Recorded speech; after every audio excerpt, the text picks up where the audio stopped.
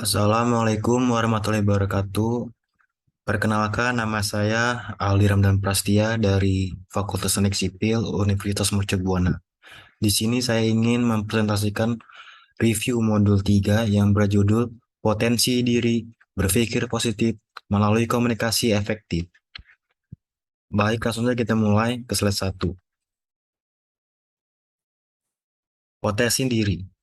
Setiap manusia pasti mempunyai potensi diri dalam hidupnya. Tidak ada manusia yang tidak berpotensi dalam kehidupan. Namun, terkadang potensi tersebut belum saja ditemukan atau terlewatkan. Oleh karena itu, ada beberapa cara untuk menggali potensi diri. Kita salah satunya berpikir positif dan melakukan komunikasi efektif. Dengan berpikir positif dan komunikasi efektif, kita bisa menggali potensi diri kita. Oleh karena itu, kita akan mencari tahu bagaimana cara menggali potensi diri melalui berpikir positif dan komunikasi efektif. Apa sih potensi itu? Potensi adalah kemampuan yang masih bisa dikembangkan lebih baik lagi. Secara sederhana, potensi merupakan kemampuan terpendam yang masih perlu untuk dikembangkan. Sedangkan potensi diri adalah kemampuan dasar dari sesuatu potensi yang masih terpendam, yang dimana kemampuan itu menunggu untuk diwujudkan menjadi kekuatan yang nyata dalam diri. Macam-macam potensi diri. Yang pertama, kemampuan sosiologis. Kemampuan sosiologis adalah kemampuan untuk peka terhadap suatu permasalahan sosial di sekitar. Kemampuan ini membuat seseorang individu mampu berpikir secara kritis dan emansipatoris. Individu dengan kemampuan ini juga dapat menunjukkan kepekaan berupa simpati dan empati. Lalu yang kedua, yaitu kemampuan musikal. Maksud saya kemampuan musikal. Individu dengan kemampuan musikal dapat menciptakan harmoni lewat suara dan menghayati alunan nada. Suara tersebut bisa diciptakan melalui permainan alat musik. Kemampuan naturalis. Ini adalah yang ketiga, yaitu potensi diri ini membuat seseorang lebih peka terhadap lingkungan sekitar. Individu dengan kemampuan ini juga merasa sakit jika alam disakiti. Potensi naturalis bisa digambarkan dengan kemampuan memahami kehidupan ekologi di bumi. Lalu ada yang keempat, yaitu kemampuan logika. Potensi ini membuat seseorang individu mampu berpikir secara logis dan matematis. Kemampuan ini juga memudahkan seseorang untuk memahami sesuatu secara numerik, menghitung, hingga mengingat rumus matematis. Potensi ini bisa didapat lewat bakat atau belajar. Lalu yang kelima, yaitu untuk kemampuan linguistik. Kemampuan linguistik merupakan kebolehan dalam berbahasa individu dengan potensi ini, mampu memahami teks deskriptif, berbicara ceramah hingga diskusi. Lalu ada kemampuan spasial. Potensi ini berkaitan dengan pemahaman akan ruang spasial. Ruang tersebut kerap dikaitkan dengan pemetaan tertentu. Misalnya, seorang sopir andal dalam mampu keluar dari jalan asing tanpa tersesat. Lalu ada kemampuan visual. Kemampuan visual adalah potensi diri untuk menciptakan kreasi visual, baik dalam gambar, lukisan, hingga film. Individu dengan potensi ini mampu memahami teka-teki yang tampak secara visual.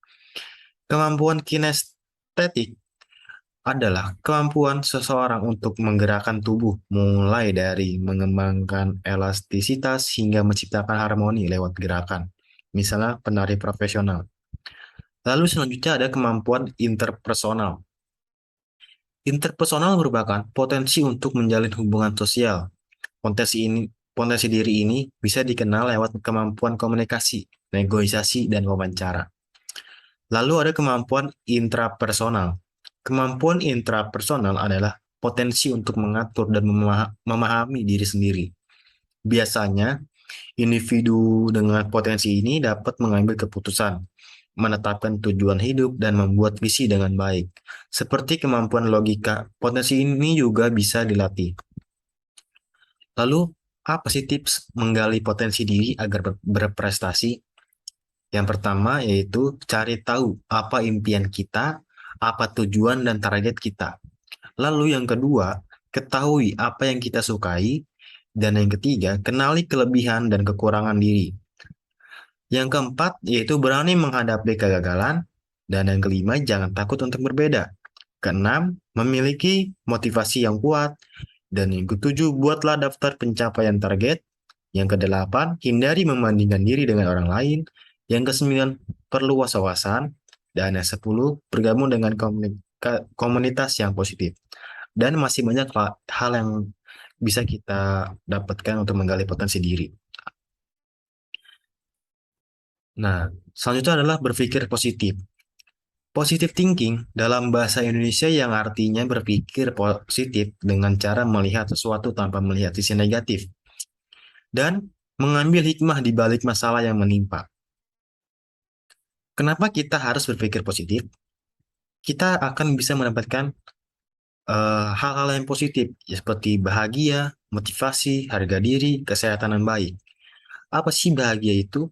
Bahagia sebenarnya bahagia itu nyata datang dari diri kita sendiri dan masalah sikap. Seringkali kebahagiaan tidak bergantung dari sekeliling kita, melainkan bahagia itu datang dari diri sendiri.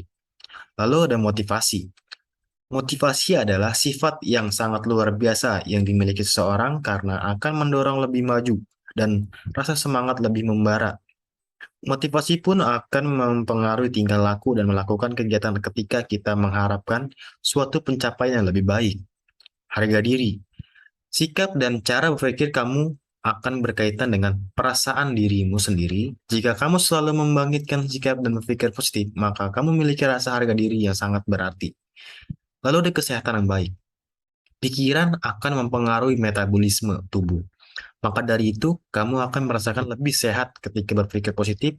Juga kita lebih bahagia. Karena pemikir positif akan menjalani gaya hidup sehat, sehingga tidak rentan terserang penyakit tentunya. Lalu, komunikasi. Apa sih arti komunikasi itu? Komunikasi adalah sebuah kegiatan mentransfer sebuah informasi, baik secara lisan maupun tulisan. Namun, tidak semua orang mampu melakukan komunikasi dengan baik. Terkadang, ada orang yang mampu menyampaikan semua informasi secara lisan, tetapi tidak secara tulisan maupun sebaliknya. Komunikasi efektif terjadi apabila pesan yang diberitahukan komunikator dapat diterima dengan baik atau sama oleh komunikan, sehingga tidak terjadi salah persepsi. Lalu ada komunikasi efektif. Nah, komunikasi efektif ini adalah pertukaran informasi, ide, perasaan yang menghasilkan perubahan sikap sehingga terjalin sebuah hubungan baik antara pemberi pesan dan penerima pesan.